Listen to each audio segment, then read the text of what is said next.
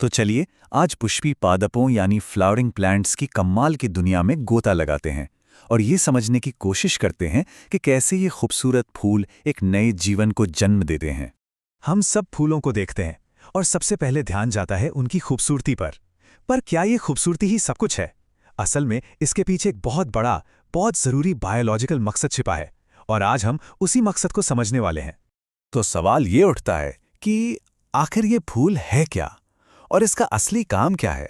सिर्फ सुंदर दिखना या फिर कुछ और भी है? चलिए इसी सवाल से आज की पूरी बात की नींव रखते हैं।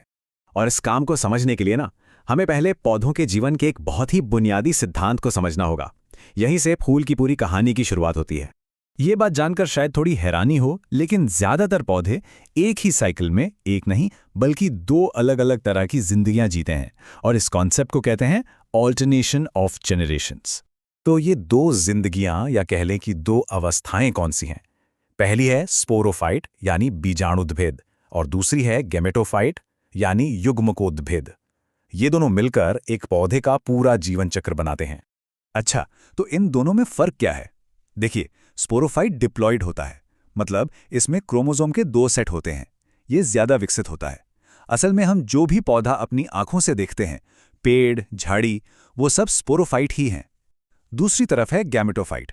ये हैप्लॉइड होता है, यानी इसमें क्रोमोसोम का सिर्फ एक सेट होता है। ये काफी कम विकसित होता है और इसका एक ही बड़ा काम है, गैमीट्स बनाना।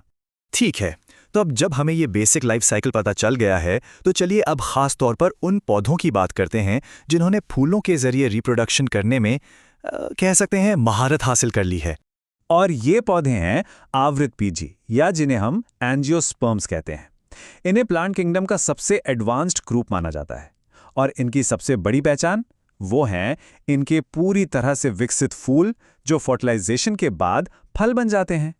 तो मतलब साफ है, एंजियोस्पर्म्स के लिए फूल ही सेक्सुअल रिप्रोडक्शन का कह सकते हैं हेडक्वार्टर है। सारी कार्रवाई यहीं होती है।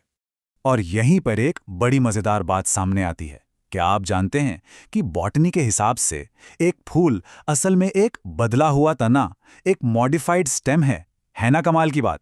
इसे देखने का नजरिया ही बदल जाता है। चलिए अब इस मॉडिफाइड स्टेम के अंदर झांकते हैं। फूल की एनाटॉमी को समझने के लिए हम पहले बात करते हैं इसकी सपोर्ट टीम की।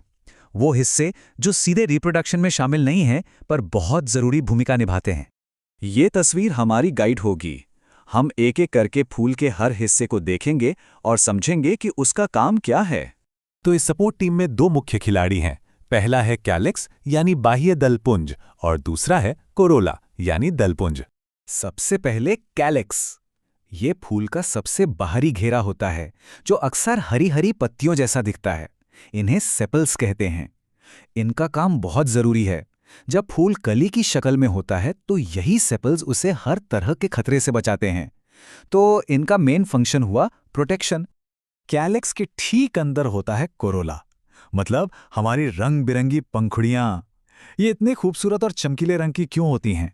इनका एक ही मकसद है, कीड़े मकोड़ों और दूसरे पॉलिनेटर्स को अपनी तरफ खींचना। ये एक तरह का बिलबोर्ड एडवर्टाइजमेंट है जो कहता है इधर आओ। तो सपोर्ट टीम का काम हो गया।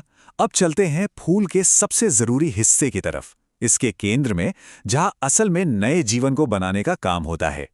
सबसे पहले बात करते हैं फूल के मेल रिप्रोडक्टिव पार्ट की।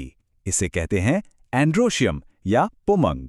ये कई छोटी छोटी यूनिट से मिलकर बनता है जिन्हें हम स्टैमेन कहते हैं। एक स्टेमन को अगर आप ध्यान से देखें तो इसमें 2 हिस्से होते हैं।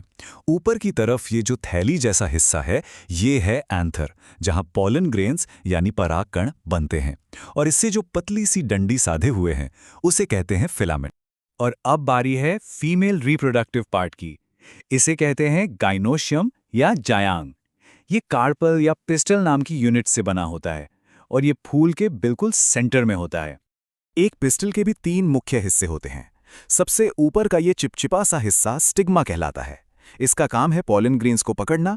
फिर ये जो बीच की ट्यूब जैसी संरचना है ये है स्टाइल, और सबसे नीचे ये जो फूला हुआ हिस्सा है ये है ओवरी, जिसके अंदर होते हैं ओव्यूल्स यानी अंडाणु। तो देखिए, मंच पूरी तरह से तैयार है। पौधे की दोहरी जिंदगी का राज हम जान चुके हैं। फूल, जो कि एक मॉडिफाइड स्टेम है, उसके सारे खिलाड़ी, सपोर्ट टीम और मुख्य रिप्रोडक्टिव पार्ट्स सब अपनी अपनी जगह पर तैयार हैं। तो अब सवाल यह है कि नए जीवन की यह कहानी असल में शुरू कैसे होती है? ये पॉलन ग्रेन स्टिग्मा तक पहुंचते कैसे हैं? ये सब इस कहानी का अगला और भी ज्यादा रोमांचक अध्याय है।